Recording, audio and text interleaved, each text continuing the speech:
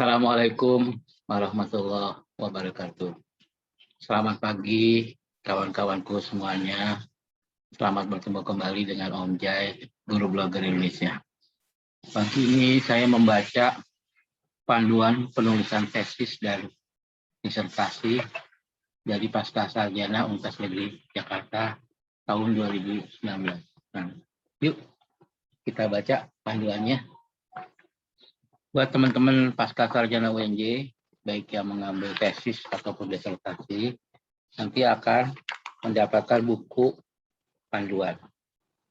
Panduan penulisan tesis dan disertasi ini merupakan penyempurnaan dari panduan penulisan karya ilmiah yang disusun sebelumnya. Panduan penulisan ini mengalami banyak perubahan. Perubahan ini semata-mata dilakukan untuk memandu mahasiswa Pascasarjana Universitas Negeri Jakarta dalam menulis laporan penelitian karya ilmiah, baik tesis maupun disertasi, agar sesuai dengan kaidah penulisan ilmiah dan diakui dalam dunia akademik secara internasional. Keren. Struktur panduan penulisan ini memuat ketentuan umum yang berisi informasi teknis dan komponen substansi penulisan tesis atau disertasi. Pedoman ini juga diselaraskan dengan perkembangan iptek, kebutuhan mahasiswa, dan komitmen Pascasarjana untuk meningkatkan kualitas karya ilmiah yang dihasilkan oleh dosen dan mahasiswa Pascasarjana UNJ sebagai upaya untuk memenuhi tuntutan Kementerian Riset dan Teknologi. Oh, ini masih Kemenristek ya, sekarang udah digabung sama Kemdikbud. Tentang Standar Nasional Perguruan Tinggi atau SNPT yang mewajibkan mahasiswa Pascasarjana untuk menulis dan membiasakan artikel pada jurnal internasional bereputasi. Oleh karena itu, panduan penulisan tesis dan disertasi ini memberikan rambu-rambu umum berisi hal-hal pokok yang berkaitan dengan penulisan karya ilmiah. Mahasiswa dapat menggunakan kaidah khusus yang menjadi kekasan kajian tertentu selama tidak bertentangan dengan rambu-rambu umum yang terdapat di dalam panduan ini. Panduan penulisan tesis dan disertasi ini memuat perkembangan mutakhir kaidah penulisan ilmiah tingkat internasional, diantaranya semangat pembebasan berkiblat pada inovasi-inovasi baru. Yang kedua, format penulisan menggunakan American Psychology Association atau APA.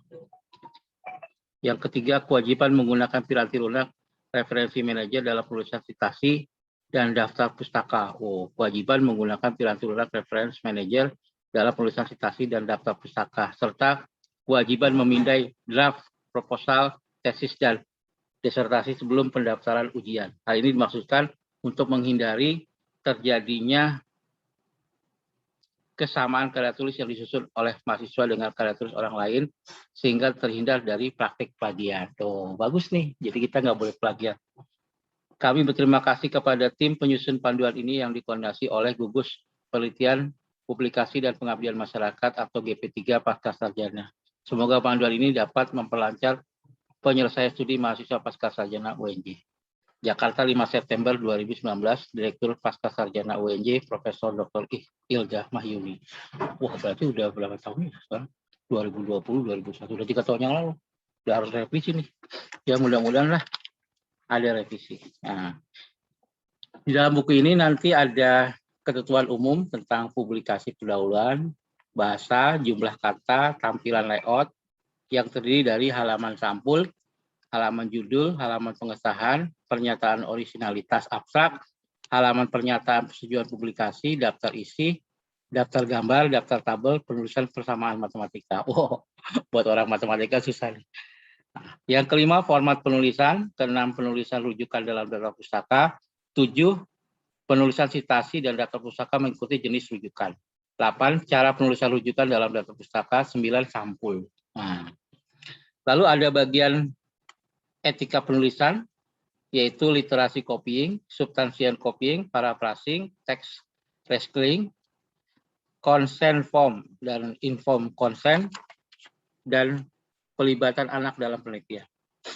Di bagian C dijelaskan juga tentang format tesis atau disertasi. Nah, bagian awalnya, lalu kedua bagian utama.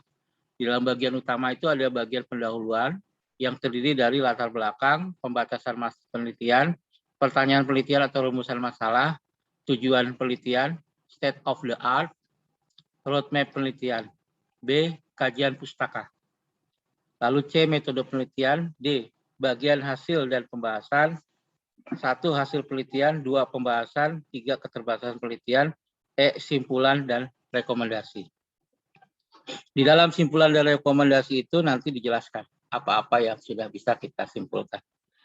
Lalu ada bagian akhir yang ketiga, di sana ada daftar pustaka, instrumen penelitian, garis miring panduan observasi atau wawancara jika ada, surat keterangan hasil pindai uji kemiripan naskah, lampiran lainnya jika perlu, bukti validasi instrumen, daftar publikasi, daftar riwayat hidup, dan terakhir daftar pustaka.